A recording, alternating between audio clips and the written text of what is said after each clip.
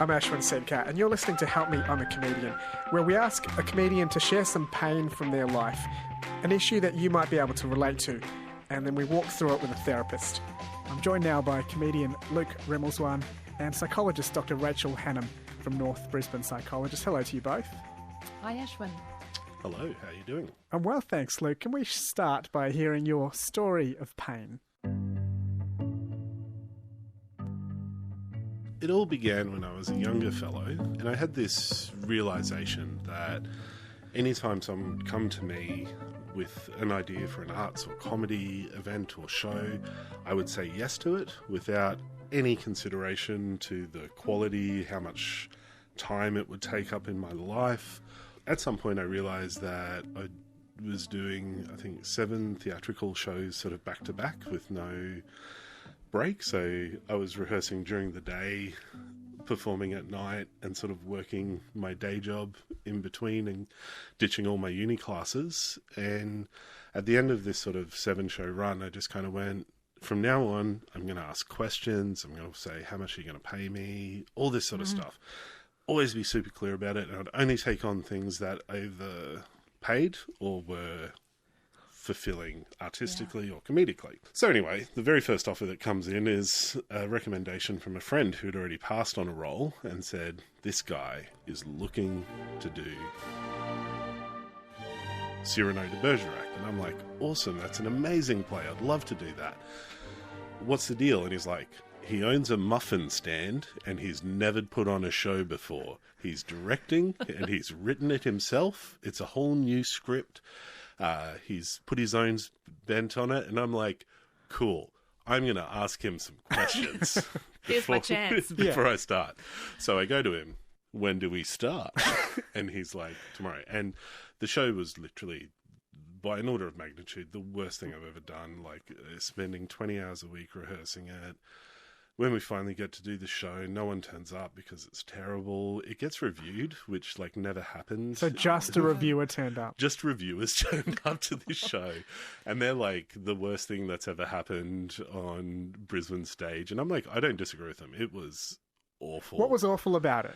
Well, I was the only sort of trained actor in it. He was getting like his employees to take on parts. Like junior muffin salespeople. Junior muffin salespeople who were in high school to play romantic leads and stuff like that.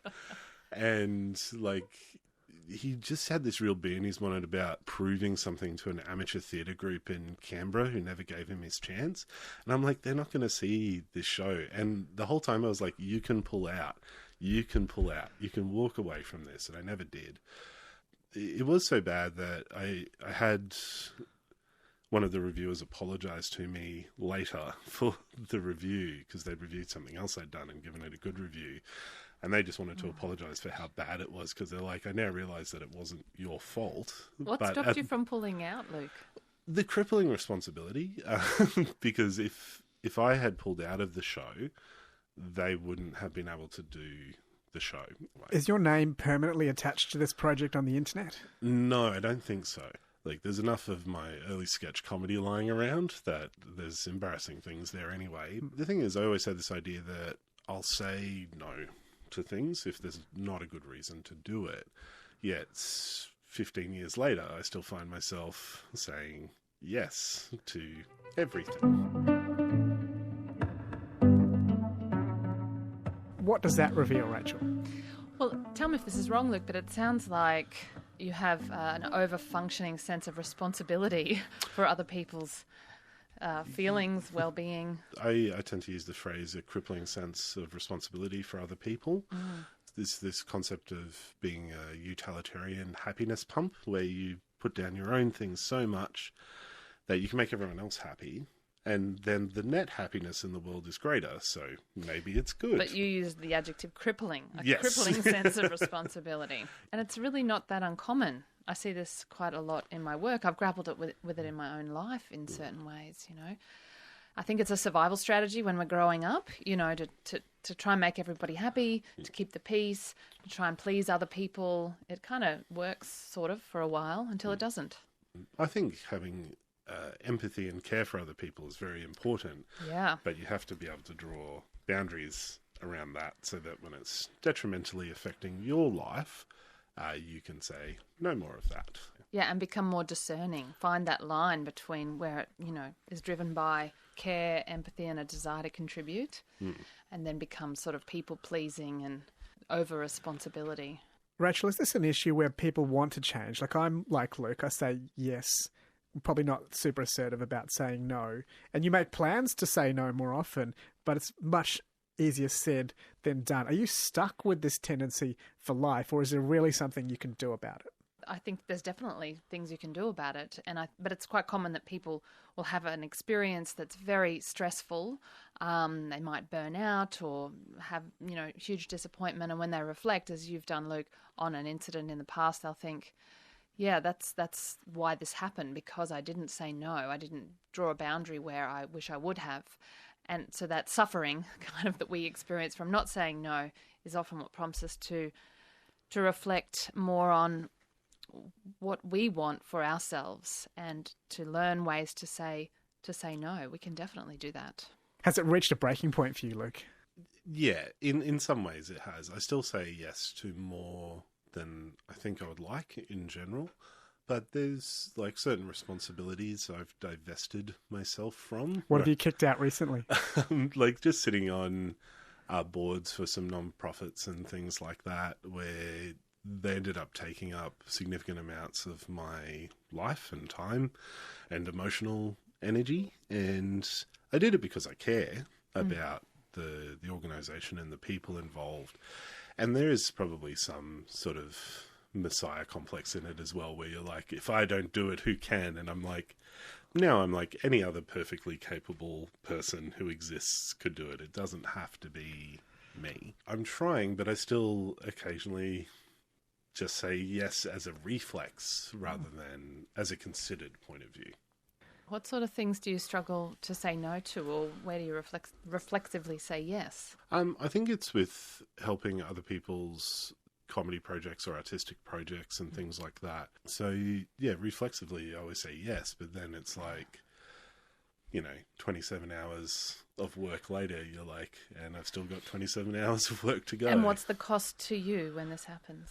Yeah, well, that's the thing is I probably spend less time working on my own projects, I think. And it's also, it takes a lot of free time. So you spend less times with your friends or significant others and things like that. So there may be times where I go like 10 or 11 days where I don't see my partner, even though we live in the same house. Wow. How many hours a night do you sleep? Most of the time about 5 hours or so. That might be a little under what would be good. Yeah, probably.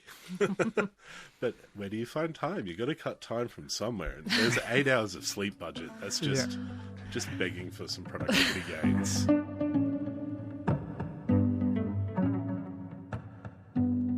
I want to go back to your childhood a little bit. You'd shared a story with our producer, Jen, about your father and where this idea of taking responsibility came from. Can you tell us a little bit more about that?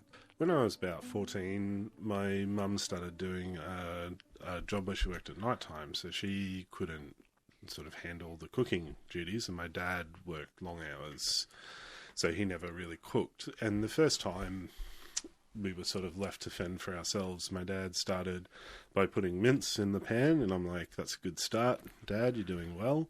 And then he opened a can of pineapple, and he put that in, and I was like, that's a bold maneuver.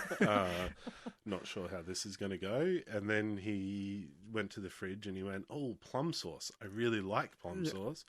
So he put that in. I'm like, this is not good. That's 3 cultures in one. He kept going, and then he went Italian dressing, and he put that in as well because he really liked Italian dressing. So I refused to eat it. And on the weekend, I asked my mum to show me how to cook a couple of dishes. So she taught me how to make macaroni and cheese and spaghetti bolognese, and then gave me a recipe book and said, you have all the necessary skills to learn how to cook. So I did that. So I started to do all the family's cooking mostly, which I think culminated in being home one day from university and my brother saying that he was inviting his girlfriend around for dinner and that he didn't know how to cook. So could I whip him up a personalised feast for his date? Of plum and pineapple chicken. Yeah, I went for the traditional Rimmelswaan family recipe of cultural infusion. I think I made a macaroni and cheese. It's taking on responsibility, I think partially because it's necessary, but then it's letting go of that. And sometimes it comes up with good things, like because I cook a lot now and I enjoy it. And it's a good thing to bring people together, but it came from a place of being responsible rather than maybe a place of joy and happiness. And that's the test, you know, how it feels when you're doing it. If it has some sense of freedom about it or some sense of joyfulness about it, or it just feels heavy and like a burden.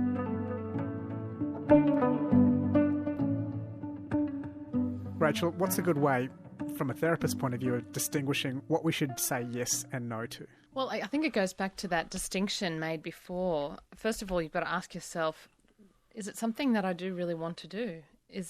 Am I feeling it? Is it adding joy to my life or, you know, adding to my life in some way? Or am I saying no out of guilt and obligation? And I don't recommend we do too many things out of duty and obligation, because everybody pays the price for that somehow. So checking in with yourself. So that's sort of the first gateway really, is do I want to do it? Is there any part of me that wants to do this? And if the answer is no, and I'm probably going to hate it, say no. You're doing everyone a favour. The second gateway would be, can I do it? You know, I might really want to do it, but have I got time to do it? And it's a really twee kind of cliche thing, but I use it because it's such a clear analogy with my clients. And that's, you know, when you're on the aeroplane and they're giving the demonstration, they always say to put the oxygen mask on yourself first. And that's because you're no good to anybody if you're on the floor flailing around gasping for air. So it's a nice metaphor for, you know, looking after yourself first, which so many people don't do. One of the questionnaires I give my clients is called the schema or life traps questionnaire. And the three most common life traps or schemas that people come up with in this culture are self-sacrifice, unrelenting standards, and subjugation, which means putting your own needs second to others. And those three come up most commonly in my clients, and I think that's representative of people in general. And the therapy for them is to get more conscious about their tendencies to do this, become more self-loving, you know, and connect with what's called the healthy adult self as well as the playful child part of yourself, so that the question is it good for me? Do I want to do it? Can I do it? And you want to balance that with not necessarily becoming selfish or self-indulgent. Still having appropriate responsibilities, appropriate obligations, just not inheriting the ones that your culture tells you you've got to have. Yeah. It's just being more thoughtful about them, isn't it? Sure, absolutely. With people like Luke, I don't have too much worry about him becoming selfish, because it sounds like your tendency is to give more than you can sometimes. Christmas dinner with our family, where it's just this nightmare of obligation to do certain things in a certain way, in a certain order, which makes everyone unhappy. And I'm just like, do we have to do it like this? And it's like, this is how it's done. Yeah. I'm like, but everyone hates it. It's not joyful. Why do we have to do it this way? And they're like, you don't understand. I'm like, I do. We're all sad. We're all sad and angry, and we all want to go home. Because every year we turn up, and my dad's created this Aldi cavalcade of various roast meats and stuff, without considering that they take different amounts of time to cook in different temperatures. One of them's a chainsaw. Yeah. Yeah, it would be a chainsaw too, that you can put on the end of a pole to do something, which he'll never need to do. But then he'll be like, oh, yeah, well, we haven't really thought about how we're going to put this together. And it's like, okay, well, I'll do it. And then the next year I just went, how about I just sort everything out? Because it'll be much less stress for me, because I'll know it's all done and I can just turn up and we just put things, I'll have a plan and it's good. And I was like, yeah, that sounds good. And then a week before Christmas, it's like, no one's on board with this plan. We're going back to the old way. And it's just like, when did this happen? I've already bought like $400 worth of food and started cooking stuff. And it's just like, too bad. There's allergies. And I'm like, I know. I'm working around them. Have you had that conversation with your family about, like, do you find it fun? Yeah, Really? I think it has changed a little bit. It's a bit more relaxed now. Do you find, Rachel, that a lot of people who take responsibility for others sometimes don't have as much fun in their own life? They've always been serious. They've always had serious roles. There's often a story of being expected to or falling into a role of taking responsibility growing up. It's funny how we get cast into roles within our family system. We never realised that we even were, but all of us were in some way or another. And some of that hangs over and echoes into our adulthood in some way. I've definitely met people who are so super responsible that it's definitely hampered their ability to have fun. Yeah. Has that happened at all to you, Luke? I'm the most serious comedy person, I think, in Brisbane. It's like I'm constantly reading French philosophy and saying, what's the point of all of this anyway? And audiences don't appreciate Sartre jokes, do they? No, like I've had a bit more success with Camus, but I think that's just because he's a bit more cool and accessible. Yeah, that's right.